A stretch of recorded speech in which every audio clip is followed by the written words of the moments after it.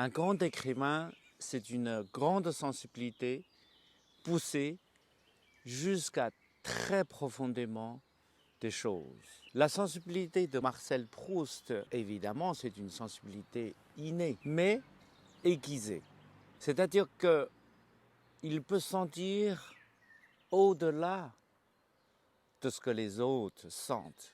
C'est comme ça qu'on peut trouver cette richesse dans la recherche du temps perdu. Ce château, qui s'appelle Château de la Signaillerie, Signaillerie déjà ça veut dire la signature, l'écriture, dans le vieux français.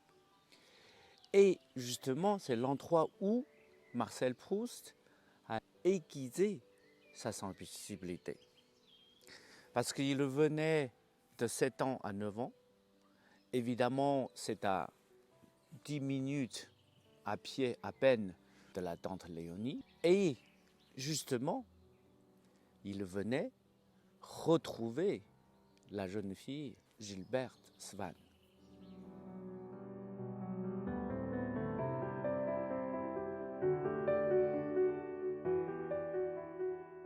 Je dirais que la sensibilité d'un enfant, surtout envers la nature, se forme, s'aiguise vers l'âge de 9 ans, entre 7 à 10 ans.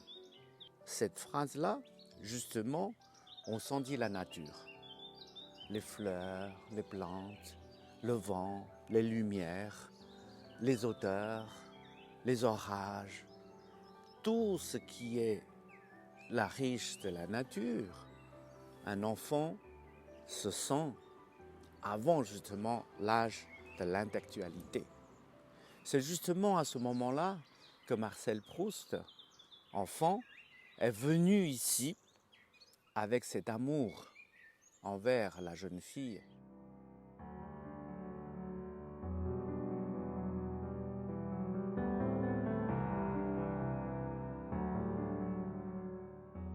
C'est même pas un amour, c'est plutôt un réveil de la sensibilité masculine. C'est vers l'âge de 9 ans, 10 ans. Évidemment, généralement, on est amoureux d'une jeune fille plus âgée. Et par exemple, moi, à 9 ans, j'étais amoureux de la maîtresse de classe. Évidemment, c'est une jeune femme de 20 ans, 22 ans, 23 ans, qui a à la fois le rôle de mère et à la fois d'institutrice. Et les enfants sont amoureux, bien sûr, c'est un amour opprimé, caché au cœur, au fin de son lit, on y pense. C'est justement, ça travaille l'esprit, ça travaille la sensibilité, ça travaille cette sensibilité envers la nature.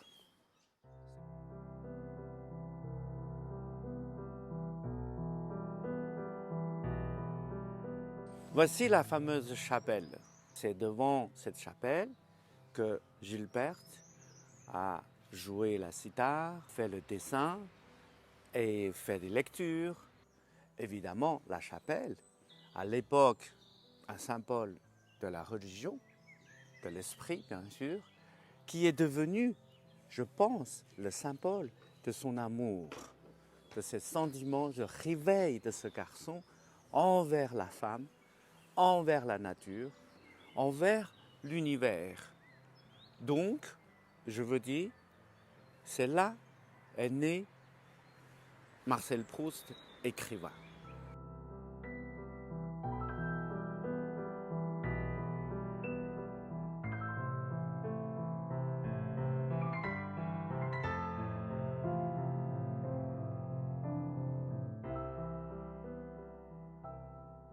Dans une partie de ce château, on a fait une exposition pour raconter l'histoire de l'œuvre de Marcel Proust, surtout la première dame du côté de chez Swann, puisque c'est chez Swann et on raconte l'œuvre de chez Swann. Cette œuvre a une signification particulière parce que c'est un manuscrit qui a été refusé, qui a été mal compris, qui a été rejeté par tout le monde de l'édition. Et évidemment, aujourd'hui, qui est devenu une œuvre monumentale, mais à l'époque, pourquoi ce rejet? Mais ce rejet général. Ça veut dire que c'est le parcours de la création. En fin de compte, j'ai toujours dit que la création, c'est mettre au monde quelque chose qui n'a jamais existé.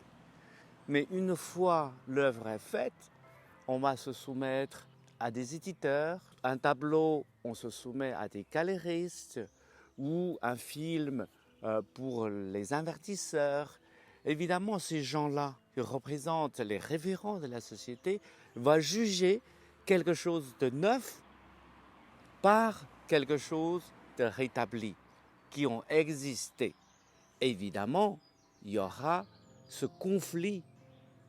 Donc, c'est par l'histoire du premier roman de Marcel Proust pour que les créateurs comprennent.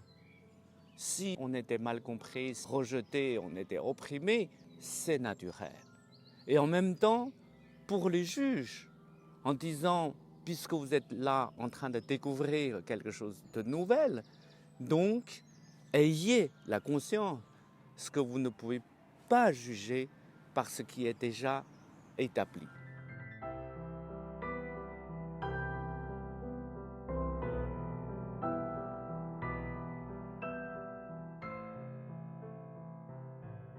Et devant ce château, il y a ce parc très riche, tous les arbres, toutes les plantes et toutes les fleurs qui a été la nourriture, l'inspiration de Marcel Proust. Mais aujourd'hui, ça correspond mieux au thème de la recherche du temps perdu parce que c'est un parc qui a été délaissé, travaillé par le temps. C'est autrement émouvant. Par exemple, un arbre qui est mort de vieillesse, un arbre qui représenterait l'âge de 100 ans, c'est immortel. Et je veux garder ce parc de temps perdu.